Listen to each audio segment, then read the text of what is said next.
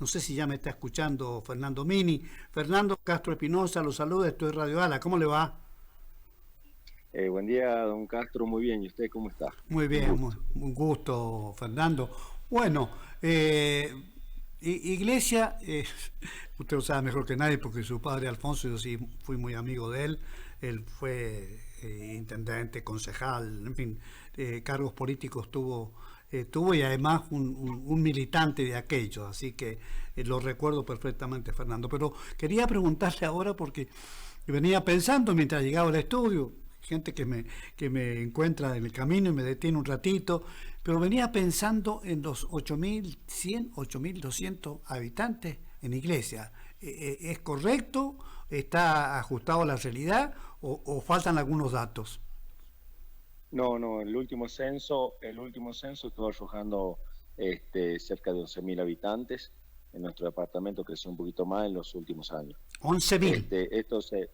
Sí, esto se debe a la cantidad de personas que empezaron a hacer cambio de domicilio por el tema, las oportunidades laborales. Hay mucha gente que, bueno, tiene figura el domicilio en el departamento de Iglesia, pero en realidad no es radica, no vive en nuestro departamento, ¿no es cierto? Claro, Pero claro. más o menos el último censo son más o menos sobre 11.000 habitantes. Bueno, trabajemos sobre esa idea. Los datos que uno tenía eran del 2022. Eh, sí, creo que por ahí, pero básicamente trabajando sobre esos 11.000, estamos siempre pensando, nos decía uno de los habitantes en el día de ayer, eh, Grau, hombre que usted ya conoce, Alberto, nos Sí, decía la cantidad de pobres que hay en el departamento de Iglesia, y desde luego uno siempre piensa, un municipio que desde el año 2003, 2004, 2005, 2006, póngale, empieza a tener la riqueza que derrama, alguien decía, la gallina de los huevos de oro, eh, tengamos un escenario así tan desproporcionado, ¿no? realmente es así, Carlos. La realidad de nuestro departamento es muy distinta a los ingresos que tuvimos hace más de 22 años de realidad minera. Realmente uno ve Iglesia y realmente no lo puede creer que ingresaron tanto dinero de regalías mineras y que realmente fue un daño que le hicieron a la sociedad. No solamente fue un daño económico, un daño social, un daño cultural, porque las políticas de gobierno que implementaron estas personas que nos gobernaron durante mucho tiempo, que es del mismo partido político y los mismos que vienen siendo compañeros de fórmula hace más de 22 años, este, nosotros decimos, porque no solamente decir la palabra robar significa que roban dinero, se robaron el futuro de muchas generaciones de iglesianos, de muchos jóvenes, de muchas personas que le privaron las oportunidades que debían tener, ¿no es cierto? Porque realmente el daño es grandísimo a nuestro pueblo. 22 años minería y en Iglesia, hoy un intendente actual sigue rompiendo veredas y haciendo cordón cuneta cuando no tenemos industria, no tenemos la posibilidad de tener reservorio para asegurar los cultivos de los agricultores. Eh, Iglesia no tiene nada. 22 años minería y Iglesia no tiene nada. Y tiene nombre y apellido esta culpa, esta irresponsabilidad. Nosotros decimos tal vez no les dio la intención o no estaban preparados para la realidad que venía en nuestro departamento, ¿no? O capaz que le hicieron con mala intención. Hay muchas cosas, pero lo que demuestra el departamento de Iglesia hoy, lo que tenemos realmente es una lástima, ¿no? Perder tantas oportunidades que tuvimos. Iglesia debería ser el departamento de un contraste totalmente diferente al resto de la provincia. Claro, Y es totalmente al revés, por los ingresos, ¿comprende? claro, claro. Totalmente al revés. Claro, en verdad, cuando uno analiza, metaboliza estos datos, eh, más de 2 décadas, y que el escenario sea el mismo, y lo que es más grave, leíamos el presupuesto de uno de los meses del año 25, tengo para atrás también, pero que estemos dando cuenta de la realización de inversión de letrinas. Esto no solamente es grave, sino que además por ahí, no sé, alguien por ahí decía, che, ¿y cuándo van a rendir cuenta de los primeros, de la decena de millones de dólares que han ingresado a Iglesia, con responsabilidades para distintos, no para este último, sino para Pero los intendentes para atrás, ¿no? exacto, esto es complicidad con los gobiernos de la provincia también, porque ellos son los controladores que tendrían que ver los fondos. Y muchos sanjuaninos por ahí nos ponemos a ver y a pensar, si el gobierno de la provincia también que le ingresaron muchísimos millones de dólares, mucho menos nunca los controlaron. Y en la iglesia pasó lo mismo. Yo le voy a dar un caso, en la época pandemia, 2021-2022, cuando asume la primera vez la Intendencia de Petro, durante 2 años, todos los dineros que no se hacían obras en el departamento por época de pandemia, todo el dinero la minería siguió contribuyendo y pagando bimestralmente, seguía pagando sus aportes de minería, todo el dinero iba a las cuentas bancarias.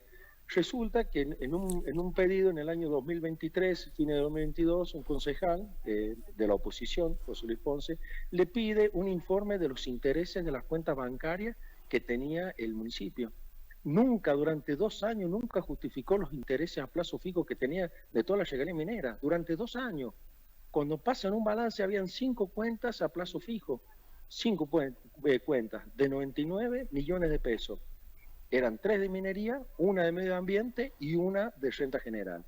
Jamás justificaron de 2 años los intereses que ingresaron al municipio. Otro caso más grande que se puede dar y que pasa ahora, los intereses no van a la cuenta original de minería, de la cuenta de regalías mineras, va a rentas generales. Va a rentas generales porque eso no va al capital bruto que tiene de las cuentas.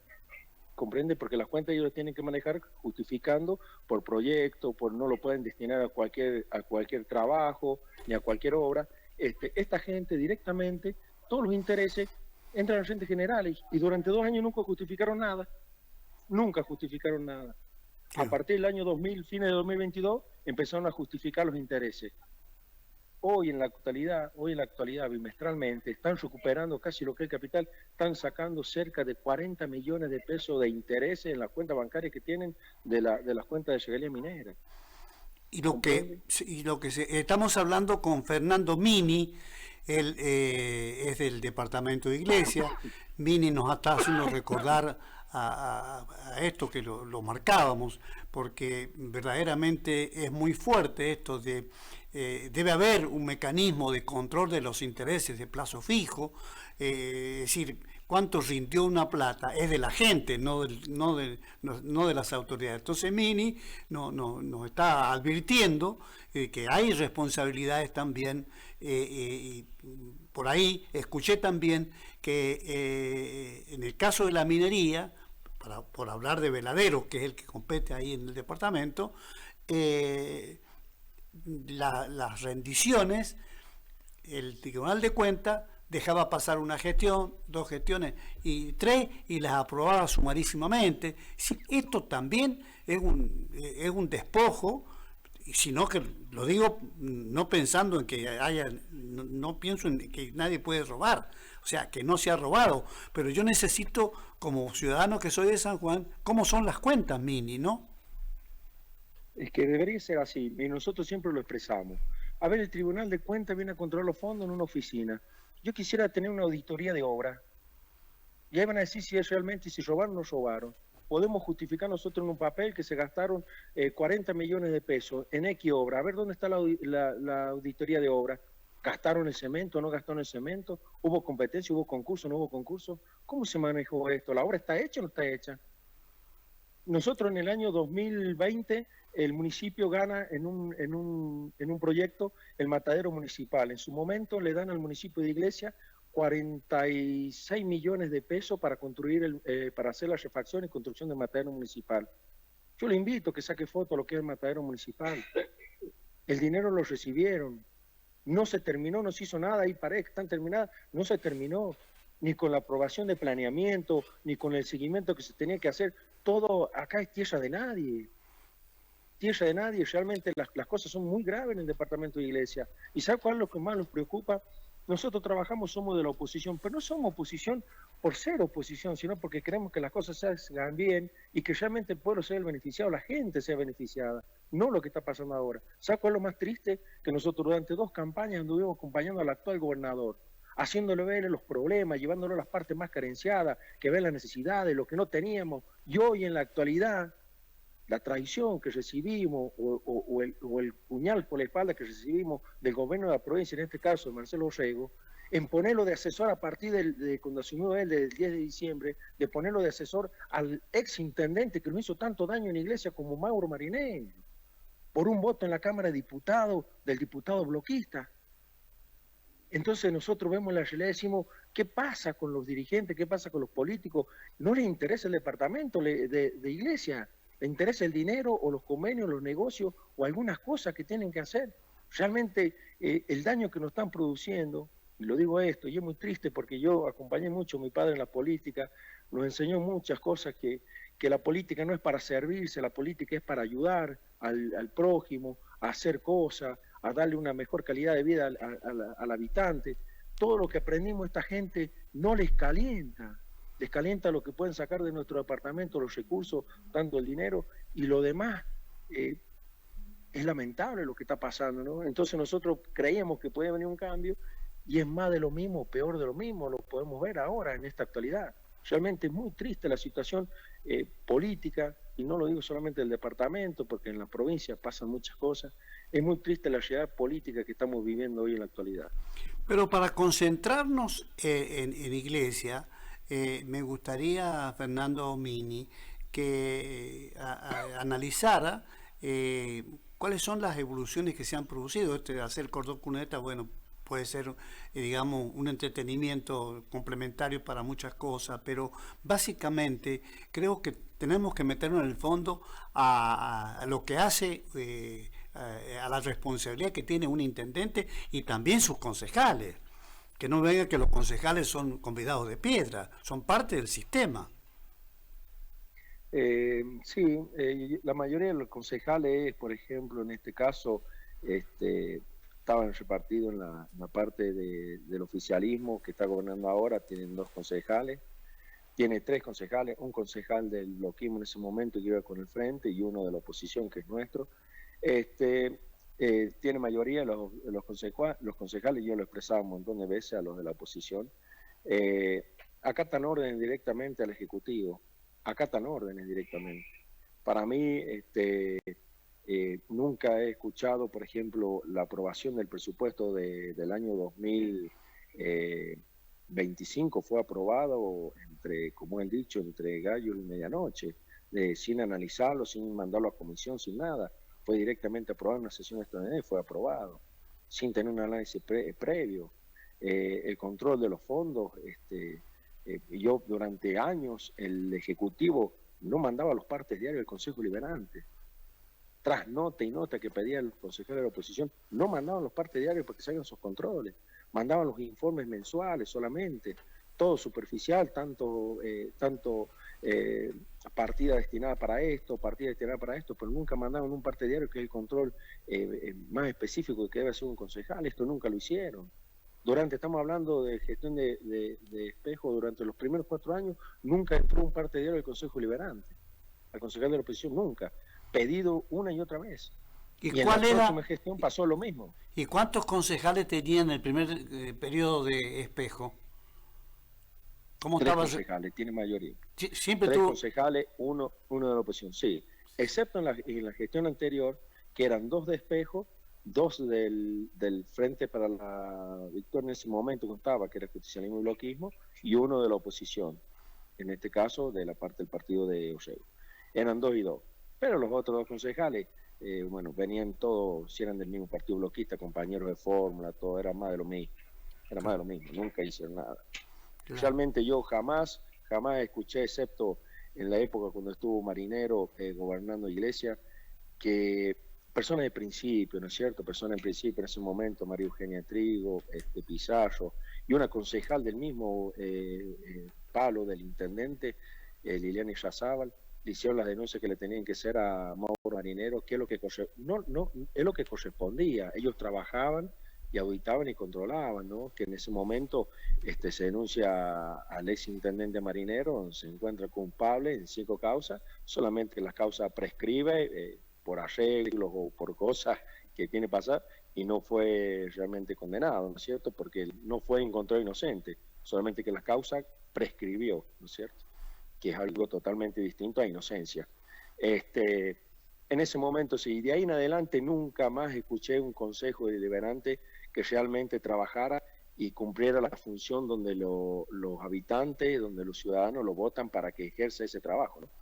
Una pena esto de la prescripción, y deberíamos, vamos a consultarlo como lo hacemos siempre, la prescripción tiene no solamente legalmente cosas, sino tiene una opción autónoma, inclusive sobre cosas juzgadas. Acá estamos hablando de rendición de cuentas, hay una naturaleza penal en esto, y me parece que está haciendo falta una revisión muy integral, cuanto menos para saber en qué se invirtieron los fondos para justificar lo injustificable sería, ¿no es cierto?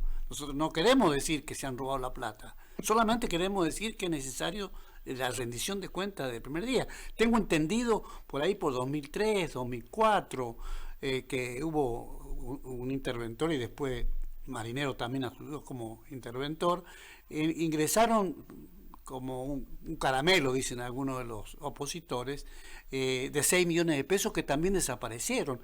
Entonces, si esas cuentas, que son mínimas, que son insignificantes, entre comillas, nada es insignificante cuando se trata de los dineros públicos, que pase eso, Fernando, no solamente es un despropósito, sino flaco favor le estamos haciendo al sistema democrático que tanto nos costó tener a partir de 1983, ¿no? ¿Sabe qué pasa? Yo me acuerdo a lo que hace referencia usted del año 1983, de que empezamos con el sistema de democracia nuevamente en lo que es la parte, en ese caso mi papá entró como intendente. El municipio de Iglesia, cuando esos dirigentes ya no estaban, que eran los dirigentes que peleaban por sus comunidades, el municipio de Iglesia no es autónomo, depende de acuerdos políticos con los gobernadores. Y desde ese momento está pasando. Mauro Marinero llegó a un acuerdo político y fue interventor con el gobernando el ingeniero José Luis Gioja. ¿Comprende? Cuando yo me acuerdo en la época política de los dirigentes, le decían a César Gioja y Ubaldo Montaño, en esa época, mi papá con dirigente del peronismo, decían, ustedes del Colorado para allá se pelean y arreglan ustedes, en Iglesia los arreglamos los iglesianos. Iglesia ha dejado de tener autonomía propia para poder gobernar. Acá son todos acuerdos y tranzas políticas que hacen entre los de acá, el intendente con los gobernadores. No tenemos independencia política. Acá son obedientes y obsecuentes a las decisiones políticas del nivel provincial. Y hoy lo demuestran. Hoy lo demuestran. Un gobernador nuevo que entra, acuerda una asesoría con un ex intendente que fue culpado, encontrado culpable y que prescribió la causa. Entonces, yo de poco entiendo de esto, nunca he sido funcionario público, ¿no es cierto? Sí hemos trabajado mucho política, poco entendemos, pero a la vista está que acuerdos políticos están existiendo, ¿no? Fernando, cuéntenle a quienes están viendo, nos están escuchando, la trayectoria de su padre Alfonso Minique, a quien yo conocí. Cuéntele qué cargos tuvo, cómo se desarrolló siendo militante del justicialismo, naturalmente. Bueno, sí, mi papá fue electo en el año 1983 como intendente. Después en el año 1987 fue reelecto como intendente, una elección muy dura. Por 7 votos ganó la intendencia en el departamento de Iglesia, por 7 votos esa vez, por los votos, y es muy bueno, por los votos extranjeros, por los votos chilenos. Por esos votos fue que él salió electo el segundo mandato en el 1987. Después fue electo 4 años concejal. Después fue electo en la época de Escobar, 4 años diputado, fue diputado proporcional, no diputado por Iglesia, entró diputado proporcional. Fue presidente del Congreso en la época cuando el peronismo existía realmente, no como está destruido ahora, en la época que el peronismo, los congresales de cada departamento tenían voz y voto, no eran los que están ahora que van y levantan la mano según lo que quiere la conveniencia de algún dirigente hoy en el peronismo. lo que era el movimiento peronista antes, ¿no es cierto? Los congresales tenían voz y voto. Mi papá fue electo presidente del Congreso por la mayoría de los congresales de los departamentos. En ese momento, a una elección, al grupo que tenía José Luis Gioja, que el candidato era Daniel Thomas, fue presidente del Congreso Justicialista. Después él de diputado, en la época cuando gana Berlín, por problema entre uno de los diputados, que hubo problema en ese momento, una candidatura a diputada nacional le correspondía al gobierno que había ganado y tenía que definir la Cámara de Diputados, y hubieron problemas dentro del peronismo, y uno de los 5 diputados que querían hacer lo que correspondía a la ley, lo que correspondía, uno de diputados, mi papá, votó como correspondía, y la diputación fue para Abelín, donde Gioja en ese momento lo quería imponer al señor Elizondo.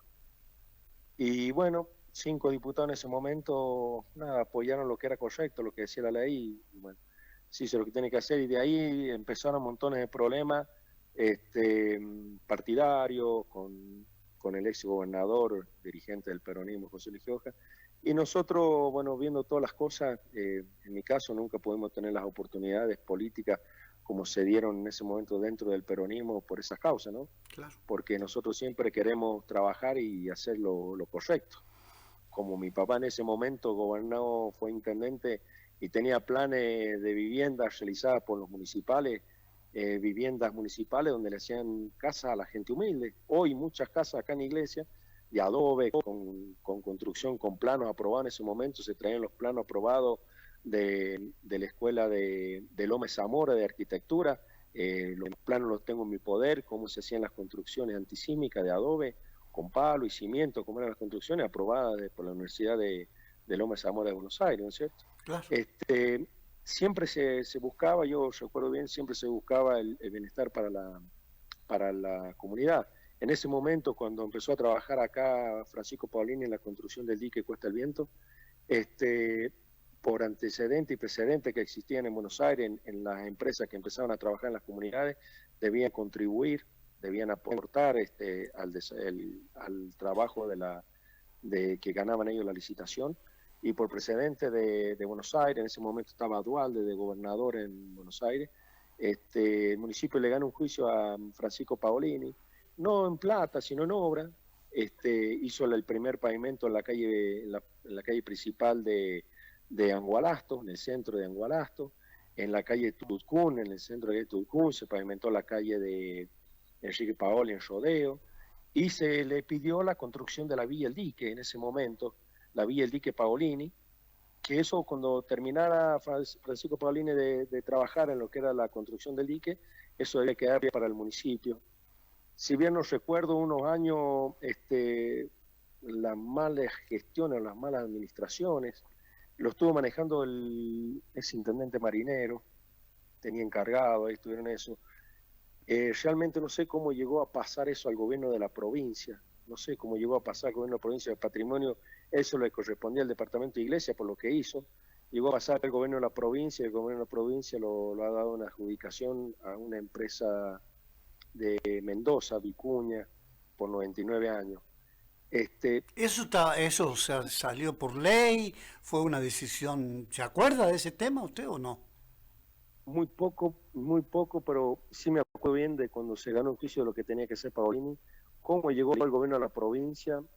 Bueno, lo comentaba hace rato, acuerdos políticos, el desinterés por la comunidad, las malas gestiones, los llevó a esta situación que estamos ahora en Iglesia, que realmente no pueden administrar realmente lo que se consiguió en ese momento, en llegar a esta instancia que no, como decimos mucho, ¿no? En Iglesia no tenemos nada, a pesar de que tanto dinero ingresó de la minería, y por ahí escuchamos a alguna gente, Iglesia debería ser Dubái. No, yo como iglesiano no me gustaría que sea Dubái, No. pero sí que esté un poquito mejor en nuestro pueblo y que la gente tenga un mejor pasar de vida, ¿no es cierto? No Sí. tanto, ¿no? La verdad que suena como una metáfora, pero básicamente lo importante en esto es que se hace esa comparación con Dubái o con Miami para decir qué poco y nada hemos hecho con tanta plata. Son las 13:33 minutos. Le voy a pedir a Fernando que nos aguante, nos banque una pausa. Ya venimos con más. Estamos hablando con Fernando Mini. Él es del departamento de Iglesia y estamos analizando la particular situación por la que atraviesa una comunidad. Nosotros decíamos 8.000 habitantes, bueno, 11, igual es un número bastante gobernable para hacer muchas de las cosas que al menos eso es lo que va trascendiendo en una comunidad que está necesitando muchas cosas y que justamente Alberto Grau nos decía claramente, hay mucha pobreza, hay mucha indigencia, se inauguran plazas, no sabemos para qué. Es bueno tener una plaza, pero también es bueno administrar bien los dineros públicos, esto de la imposición a plazo fijo, por ejemplo, tiene que haber una cuenta especial en la que se va descargando el rendimiento, que eso es de la gente, no de los dirigentes, mucho menos de los funcionarios. Es decir, me parece que hay una suerte, no solamente de despropósito, sino una mala... un pésimo manejo de la cosa pública y mucho más cuando se trata de dineros que se impone al plazo fijo. Debe haber una norma que impida, es decir, no darse cuenta, o sea, no difundir oficialmente esos rendimientos dinerarios. Vamos a hacer una breve pausa y ya seguimos con Fernando Mini para hablar